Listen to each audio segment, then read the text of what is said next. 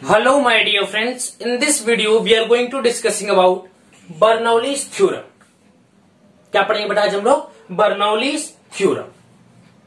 Bernoulli's theorem का statement क्या कहता है कि if non viscous incompressible ideal liquid है या गैस है, अगर वह स्ट्रीमलाइन मोशन कर रही है, क्या करे बेटा, वो स्ट्रीमलाइन फ्लो कर रही है, then the total energy of the liquid per unit volume is remain constant.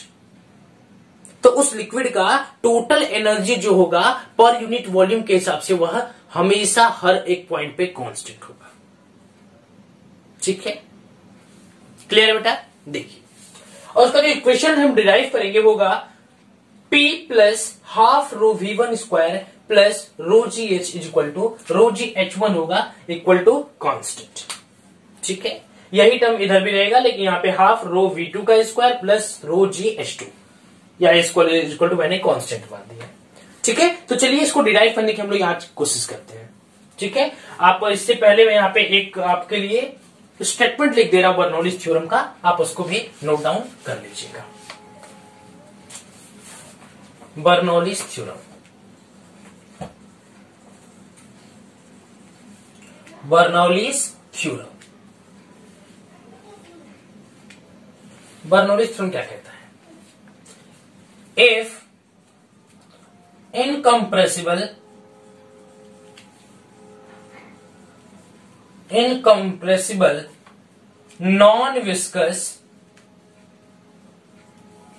non viscous or an ideal fluid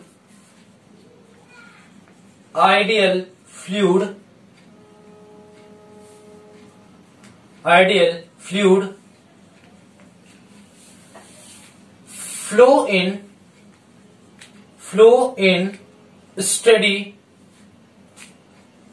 streamline, लिख लीजिए, streamline, flow in streamline,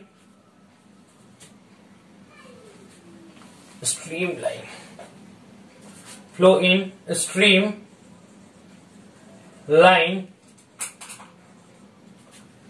then the total energy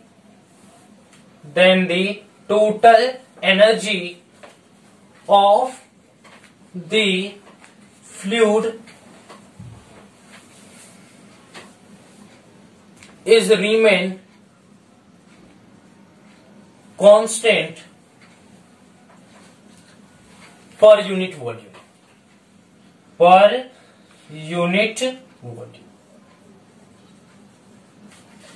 मतलब कि अगर इनकम्प्रेसिबल या non viscous या फिर कोई ideal liquid होगा, अगर वो स्ट्रीमलाइन मोशन कर रहा है, स्ट्रीमलाइन फ्लो कर रहा है, तो उसकी जो टोटल एनर्जी होगी वह पर यूनिट वॉल्यूम से रिमेन कांस्टेंट होगी। ठीक है, तो देखिए, चलिए इसको हम डिराइव करने की कोशिश यहां पे करते हैं। इस डायग्राम को मैं छोटा सा बना देता हूं बगल में, ताकि मुझे डेरिवेशन करने के लिए थोड़ा स्पेस चाहिए। आप इसको लिख लीजिएगा, अब मैं इसको इरेज करने के लिए जा रहा हूं।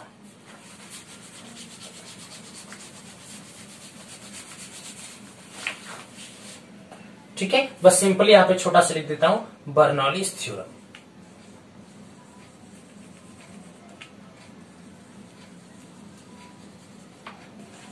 बर्नौलीज थ्योरम, यहां पे डायग्राम थोड़ा सुना लेते हैं।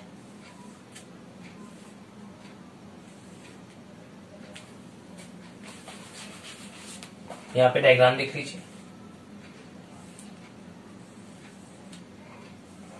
ठीक है, और यहां से ये है, ये सरफेस है।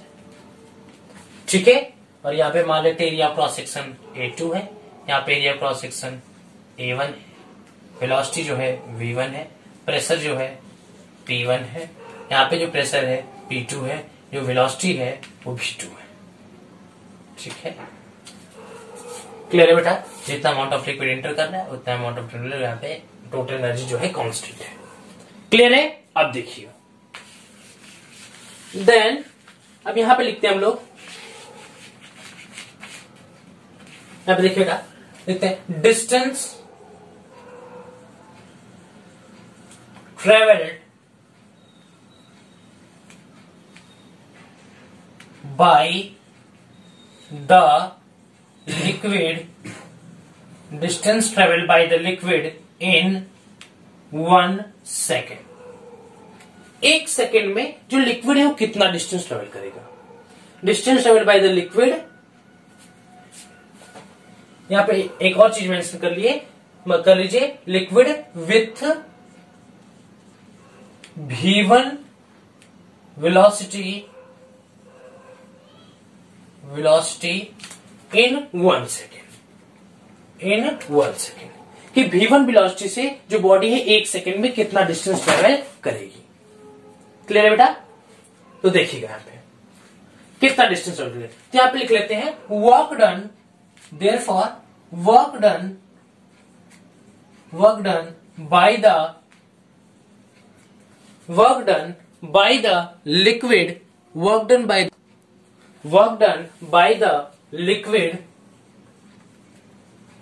work done by the liquid in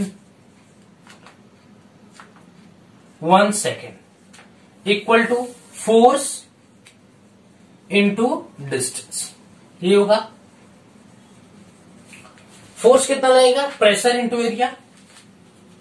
ठीक है, प्रेशर इक्वल टू क्या होता है, फोर्स अपॉन एरिया। देखिए बेटा, P इज इक्वल टू क्या होता है, F बाई ए। F जो होता है वो परपेंडिकुलर होता है। ठीक है, तो F इज इक्वल टू क्या होता है, प्रेशर इंटू एरिया लिख सकते हैं। तो we can write here P1 A1 into ये डिस्टेंस 1 सेकेंड में कितना ट्रेवल किया है, V1। So we can write here P1 A1 V1। ये वर्क डन हो गया।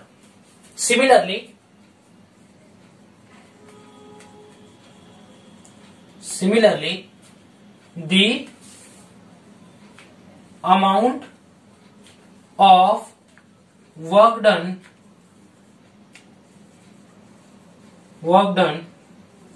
in, इसको एट पॉइंट एक्स मान लेते हैं, इसको Y, work done at the point y equal to P2 A2 V1। ठीक है बेटा, so net work done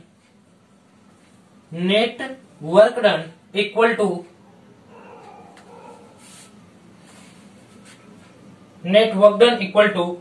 P2 A2 V1 P1 A1 V1 minus P2 A2 V2। ठीक है, P2 A2 V2 ये तो ये दिस माइनस दिस, ये हमारा नेट वर्क डन आ गया। इसको इक्वेशन नंबर फर्स्ट मान लेते हैं। ठीक है बेटा, अब देखिए बेटा, जो हमारा लिक्विड है वो स्ट्रीमलाइन मोशन कर रहा है, तो यहां पे इक्वेशन ऑफ कंटिन्यूटी के हिसाब से क्या होगा, according to the equation of continuity A1 V1 equal to A2 V2 equal to mass upon density। कैसे, mass upon density, volume equal to mass upon density, क्योंकि डेंसिटी इक्वल टू क्या, mass equal to क्या होता है, density into volume. Mass equal to क्या होता है, density into volume. तो यहाँ पे वॉल्यूम इक्वल टू क्या हो जाएगा, मास अपॉन डेंसिटी। ये हमारा वॉल्यूम ही तो है, amount of volume which enters at the point X and amount of volume which exits at the point of Y. ये इसके इक्वल हो जाएगा, होगा या नहीं होगा। देखिए यहाँ पे area into velocity, equal to क्या होता है, वॉल्यूम। एरिया इंटू वेलोसिटी, यहाँ पे एरिया इंटू वेलोसिटी नहीं है, एरिया इंटू डिस्टेंस है, क्योंकि हमारा यहाँ पे सेकंड जो था ये 1 सेकंड था, इसलिए यहाँ पे नेग्लेक्ट कर दिया गया है। इसलिए A1 V1 डेल्टा, मान लीजिए A1 V1 1 सेकेंड है, A2 V2 1 सेकेंड है, तो यहाँ पे वॉल्यूम इसके इक्वल आ गया। तो हम लोग we can write here putting this value in equation first. इस वैल्यू को हम इक्वेशन नंबर फर्स्ट में पुट करेंगे। when we putting the value of this in equation first, so we get P1 minus P2 mass upon density. ठीक है, मास upon density. यहां तक किसी कोई डाउट है बेटा? ठीक है बेटा. अब देखिए इसको इक्वेशन नंबर 2 मान लेते हैं. ठीक है, इसके नीचे दिख रहा है, कैमरा में एक बार देख लेता हूं. हाँ, इसके नीचे तो भी दिख रहा है. ठीक है, आप देखिए.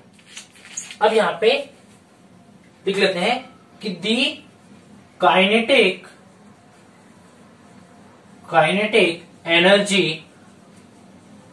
Energy of liquid at the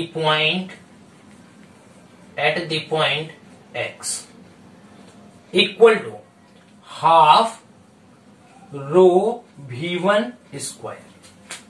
half rho v1 square. ठीक है, यहां पे मास जो है वो डेंसिटी के कंडीशंस में शो कर रहा है.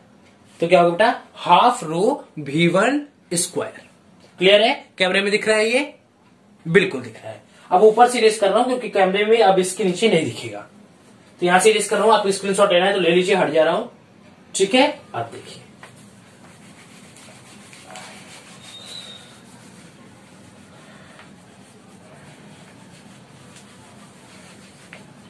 ये इक्वेशन नंबर फर्स्ट तक इरेज कर दे रहा हूं. ये ठीक है. अब देखिए the mass of the kinetic energy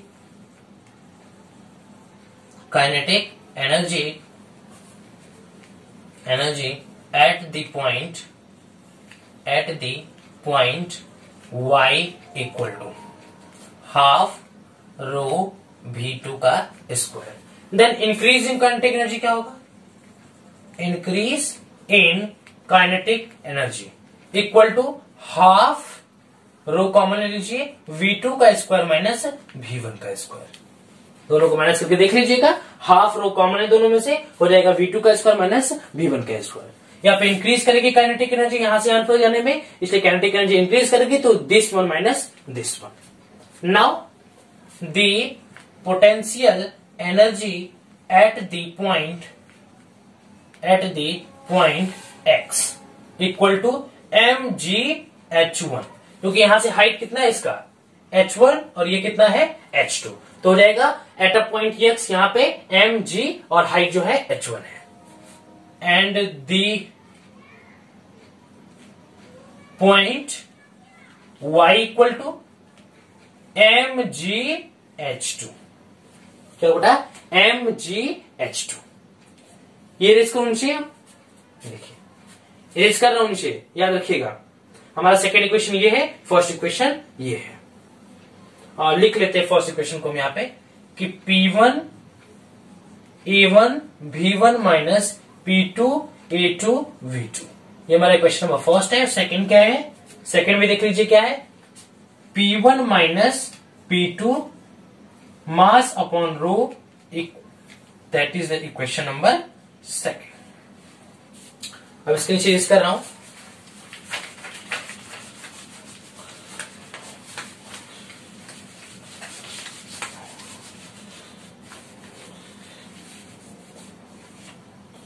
Then increase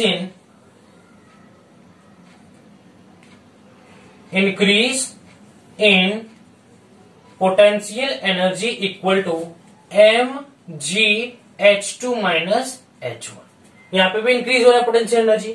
sorry बेटा, यहां पे देखिए काइनेटिक एनर्जी यहां से यहां तक जाने में इंक्रीज करती है, बट पोटेंशियल एनर्जी जो होती है बेटा वो डिक्रीज कर जाती है.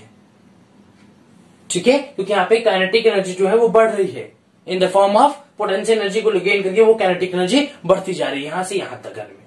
क्योंकि देखिए बेटा एरिया ऑफ क्रॉस सेक्शन ज्यादा हो रहा है. देखिए बेटा यहां से यहां में काइनेटिक एनर्जी हमारी डिक्रीज करेगी, लेकिन अगर मैं इसी डायग्राम को अगर इंटरचेंज कर दूं ऐसे, अगर मैं इसी डायग्राम को मान लीजिए बना दूं कुछ इस प्रकार, ये ऐसे बना दो. ठीक है, और यहां से इसको ऐसे कर दो. ये मान लीजिए A2 है, ये हमारा P2 है, ये हमारा V2 है, और यहाँ पे ये जो है V1 है, ये जो है A1 है, और ये जो है P2 है, P1 है। तो यहां से एरिया ऑफ क्रॉस सेक्शन कम है, एरिया ऑफ क्रॉस सेक्शन क्या है, कम है, वेलोसिटी की वैल्यू क्या होगी, ज्यादा, इसलिए काइनेटिक एनर्जी क्या होगी, ज्यादा होगी ना, ठीक है। और यहाँ पे हमारा जो काइनेटिक पोटेंशियल एनर्जी है वो क्या करेगी, डिक्रीज करेगी। अगर हमारी पोटेंशियल एनर्जी डिक्रीज करती है तो यहां पे क्या हो जाएगा, mgh1 माइनस h2। देखिए बेटा क्या होगा, mgh1 माइनस h2, क्लियर है, mgh1 माइनस h2। आप इसको मान लीजिए थर्ड इक्वेशन और इसे मान लीजिए फोर्थ इक्वेशन, क्लियर है। वो इक्वेशन नंबर थर्ड हो गया kinetic energy, equation number fourth हो गया पोटेंशियल। तो बेटा यहाँ पे देखिएगा कि नेट वर्क जो हमारा आएगा, नेट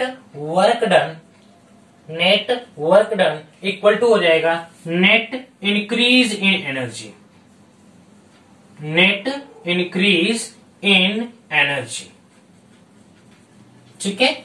नेटवर्क जो है हमारा, नेटवर्क डन जो है वो नेट इंक्रीज इन एनर्जी के बराबर हो जाएगा।